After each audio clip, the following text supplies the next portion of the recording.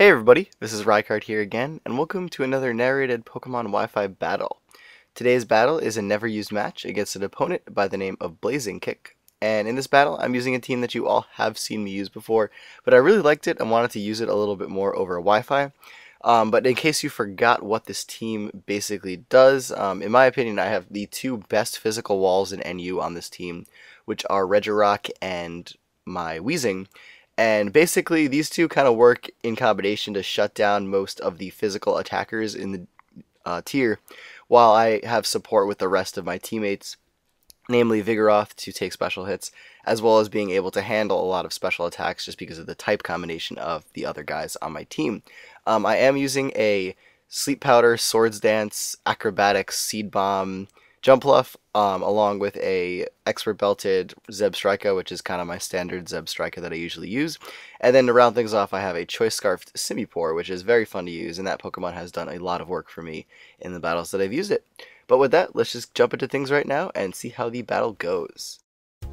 So to start things off, I'm going to lead off with my Jumpluff as my opponent leads off with this Torkoal.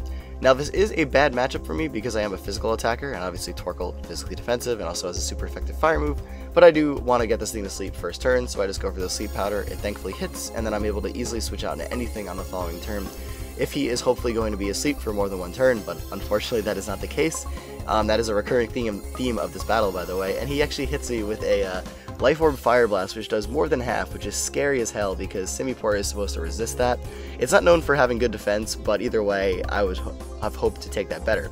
But I go for the Hydro Pump now on the Torkoal, hits the Floatzel. That also does more than half, which surprised me because Floatzel should be able to resist that and take at least two. But I don't want to risk that one or another one missing, even though I am Scarfed and would outspeed this Floatzel. So I go out into my Weezing because I know I can take whatever hit from this thing pretty well, and then go for a Sludge Bomb on the following turn, expecting him to go onto the Weezing to predict my Will-O-Wisp. But from what I've seen already that this is a Life Orb Torkoal, I know that I'm pretty safe in just going for attacks because it seems like it's a more offensive variant of Torkoal, which is actually very good to run because it has some naturally high physical defense anyway. But not wasting any time, I didn't want to go for Stealth Rock right there, so I decided to go for the Rock Slide. He also could have had Earth Power, and I wanted to be able to hit KO this thing. And he's at a very, very low range of health right now, where if I kind of saw how much damage the Rock Slide did, I kind of figured Drain Punch would kill. But I don't know what it leaves it with right there. That looks something like in the single digits. But either way, I was very upset when that happened because he actually crits me with a Fire Blast right here, which is going to bring my Vigoroth down to an extremely low range of health. I thought I was being clever by going for Drain Punch to get off a little bit more health back up, but unfortunately I should have just went for Rock Slide to be safe anyway. Bad call on my part. But either way, I go out into my Jumpluff right now as he goes out into this Floatzel, and I expected to take the Waterfall a little bit better. It turns out he's probably a banded Floatzel. Good information for later.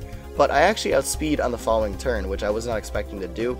My guess is that this is an adamant banded Floatzel. Maybe it's meant to be also used under rain because obviously Swift Swim.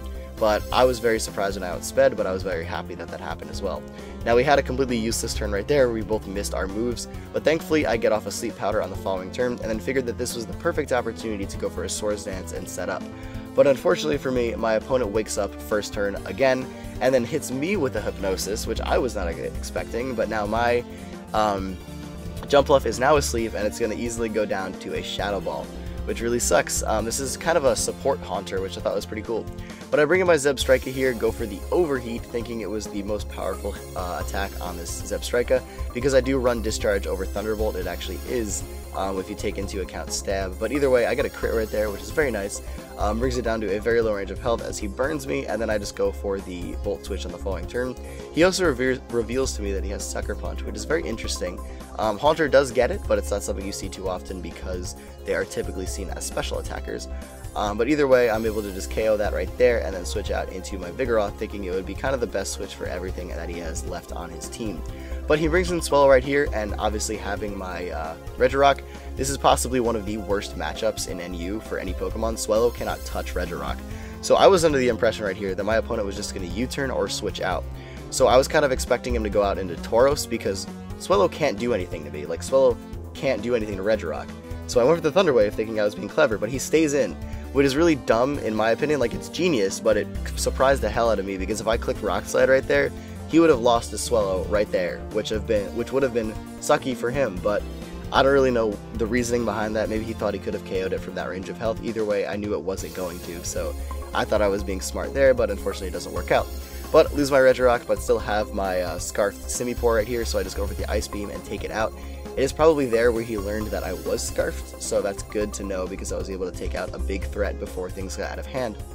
But I go out into my Zebstrika here as he brings in Ampharos, kind of predicting the electric move, obviously, because I was weak to that with my Simipour out there.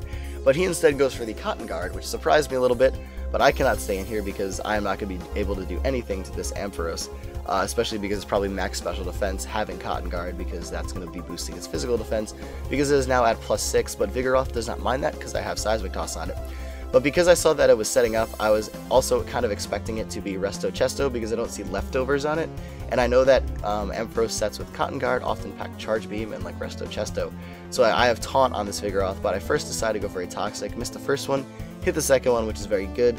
And then he is slowly boosting his attack with the Charge Beams that he is going for. He's going to get one more, I think, on this turn as well. But it's still not doing too much damage to me, which is really good. Charge Beam is a very weak move in itself, so I don't really have to worry about that doing too much damage, but just the effects of Charge Beam can stack over time and become very threatening.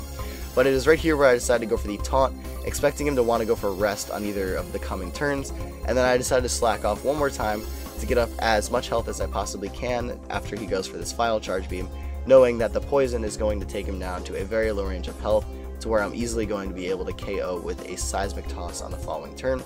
Thankfully, I do not get the static right here, which is very good because I would like to have this Vigoroth at full health, and full and non-status, or high health and non-status. But either way, he brings in Tauros right here. I decided to just go for the Seismic Toss, just continuously go for this move. I have no reason not to. He shows me he has Thrash, which is actually very interesting on Tauros. Normally Rock Climb obviously is the best option with Life Orb because of sheer force, and if he had Rock Climb I would have just got 2-hit KO right there. Unfortunately though, he does have Thrash though. That does a little bit more damage than Return, and it doesn't have as much recoil as obviously Double Edge would, so it is a good option. I just think Rock Climb is still the better one, even though it is a little inaccurate. But at this range of health, I still have my Scarf Simipour, and I'm pretty much going to be able to take out this Tauros with anything that I go for, so I decided Grass Knot is the best thing to go for and give me the victory in this battle. That is it for this video, everyone. So I wanted to thank you all for watching, and thank you BlasingKick for challenging me over Smogon to have this, because it was a lot of fun, and I hope you enjoyed it as well. But as always, take care, goodbye everyone, and I will see you all next time.